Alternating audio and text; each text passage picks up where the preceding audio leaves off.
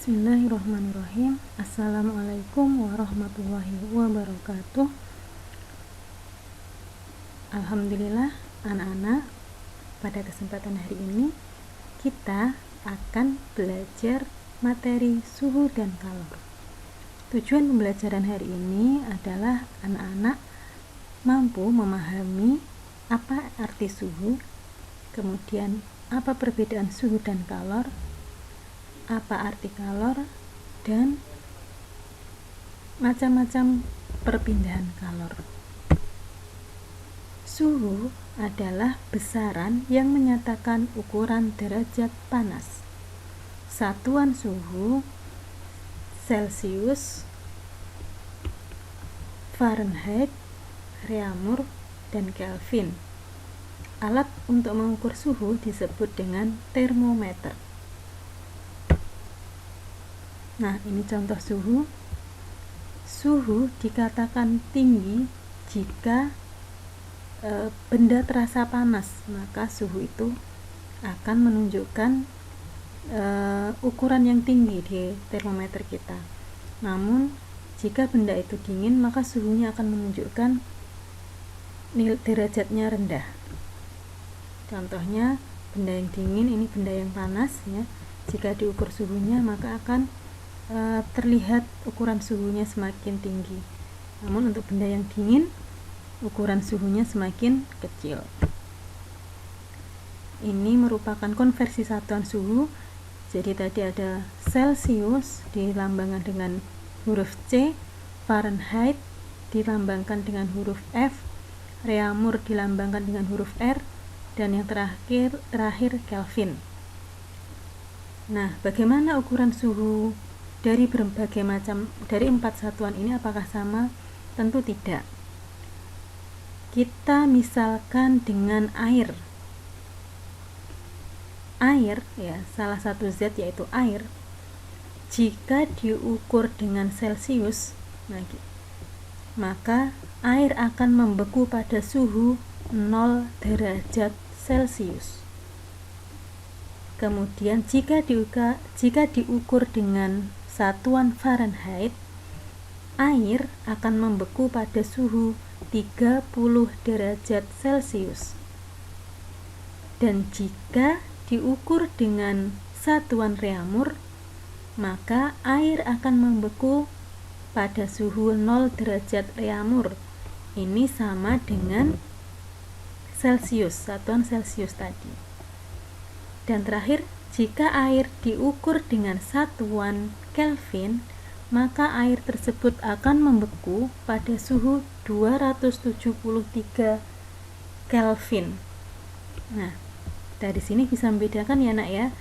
Jadi, air itu membeku pada suhu berapa jika diukur dengan satuan yang berbeda-beda. Ternyata berbeda pula ukurannya. Nah, sekarang kita lihat berapa derajat air itu mendidih jika diukur dengan keempat satuan suhu tersebut.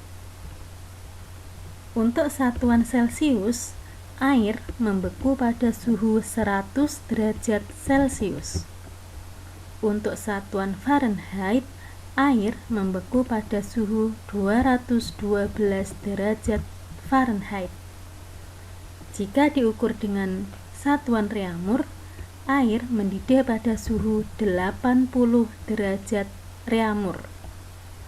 Jika diukur dengan satuan Kelvin, air akan mendidih pada suhu 373 Kelvin. Nah, dari sini bisa tahu ya nak ya, bedanya antar satuan derajat suhu, antar satuan suhu. Ya. Loh Ustazah, kok bisa menggunakan banyak satuan, kenapa? Ya, ini karena penemunya berbeda-beda. Jadi ini yang menemukan Celcius, Fahrenheit ini yang menemukan Fahrenheit, Reaumur ini yang menemukan juga namanya Reaumur, Kelvin ini yang menemukan juga Kelvin. Nah, ini yang membedakan penemunya dan alatnya ya. Oke, baik, berikutnya. Nah, sekarang kalor. apakah sama kalor dengan panas? Nah, tentunya berbeda. Apakah sama kalor dengan suhu? Berbeda ya nak ya. Jadi kalau kalor itu artinya energi yang berpindah karena adanya perbedaan suhu. Jadi kalau suhu tadi ukuran panas ya, derajat panas atau tidaknya suatu benda. Misalkan kalau kita ukur badan kita, biasanya dikatakan demam itu ketika suhunya 40 derajat Celcius misalkan. Nah, seperti itu. Jadi suhu itu ukuran panas suatu benda. Sedangkan kalor itu energi yang berpindah karena adanya perbedaan suhu. Nah, kalor berpindah dari benda bersuhu tinggi ke benda bersuhu rendah, sehingga kalor dapat mengubah wujud benda. Benda yang membeku, benda bisa membeku karena melepaskan kalor. Jadi benda itu membeku karena panasnya keluar, energi panasnya keluar ya, kalornya keluar. Sehingga yang tertinggal di dalam benda itu adalah suhu dinginnya. Nah, paham ya? Kemudian benda mencair itu karena menerima kalor. Jadi suatu benda menerima panas sehingga mencair. Seperti itu ya nak ya. Nah, apakah kalor juga mempunyai satuan? Punya. Satuan kalor adalah kalori. Nah, sekarang kita akan belajar tentang perpindahan kalor. Karena tadi kalor itu adalah energi ya, energi yang disebabkan karena perbedaan suhu. Maka tentunya pasti akan ada perpindahan kalor karena perbedaan suhu tersebut ya. Yang pertama adalah konveksi, yang kedua konduksi, dan yang ketiga radiasi. Apa Ustazah yang dimaksud dengan konveksi, konduksi, dan radiasi? Nah, kita lihat slide berikutnya. Nah, konduksi. Konduksi adalah perpindahan panas melalui zat perantara, namun zat perantara tersebut tidak ikut berpindah atau bergerak. Ya. Jadi perpindahan panas melalui zat perantara, namun zat perantara tersebut tidak ikut berpindah atau bergerak. Contohnya ini ya, seperti di gambar, ada besi yang dipanaskan di atas api, maka besi akan terasa panas. Nah, itu contohnya konduksi. Jadi zat perantaranya kan besi ya. Zat perantaranya ini besi, dia tidak ikut berpindah atau bergerak, dia diam saja. Tapi ketika diberi panas, besi ini juga akan terasa panas. Contoh lainnya, misalkan anak-anak sedang membuat teh panas ya, kemudian menggunakan sendok yang berasal dari stainless atau besi, apa yang anak-anak rasakan? Pasti sendoknya juga ikut panas, ya kan? Nah, itu juga salah satu contoh konduksi atau perpindahan panas melalui zat perantara tanpa diikuti perpindahan zat perantara tersebut. Kemudian konveksi. Ustazah, kok ada istilah konveksi kayak penjahit ya? Bukan ya. Ini konveksi ini adalah istilah pada kalor. Apa yang dimaksud dengan konveksi? Konveksi adalah perpindahan panas yang disertai perpindahan zat perantaranya.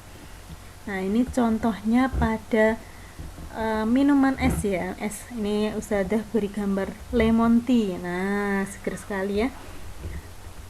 Lemon tea ini ada es kristalnya.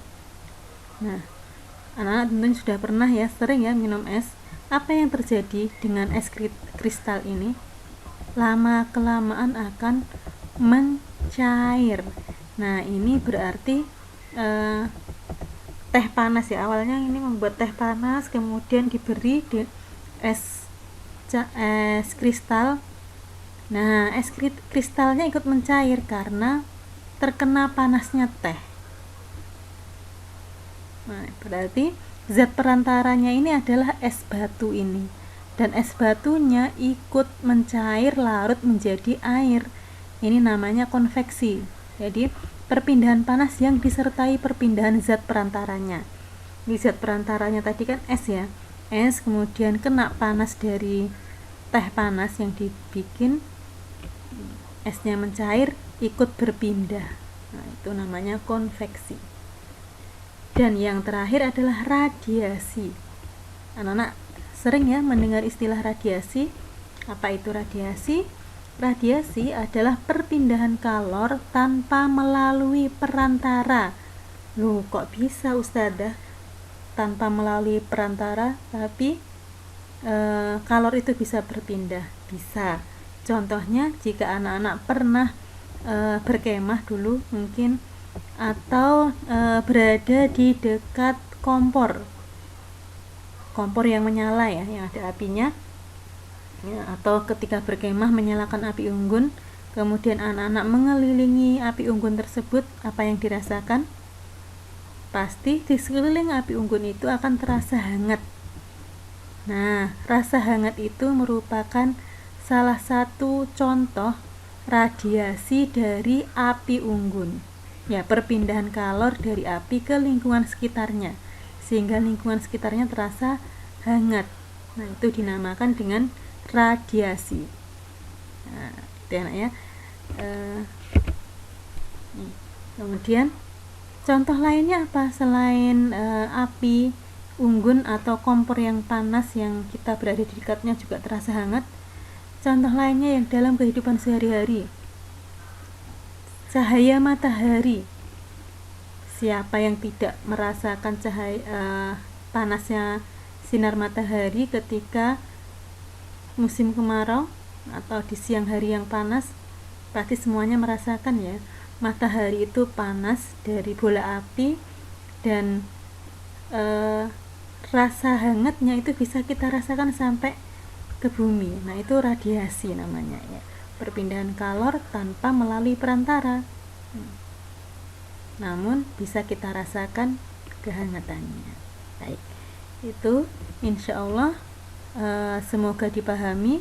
Setelah ini akan ada kuis untuk mengecek pemahaman anak-anak, dan anak-anak bisa membaca jurnal proyeknya dan juga buku SPS tentang suhu dan kalor untuk melengkapi pemahaman anak-anak dan pengetahuannya. Baik anak-anak, demikian penjelasan dari Ustadzah. Terima kasih. Wassalamualaikum warahmatullahi wabarakatuh.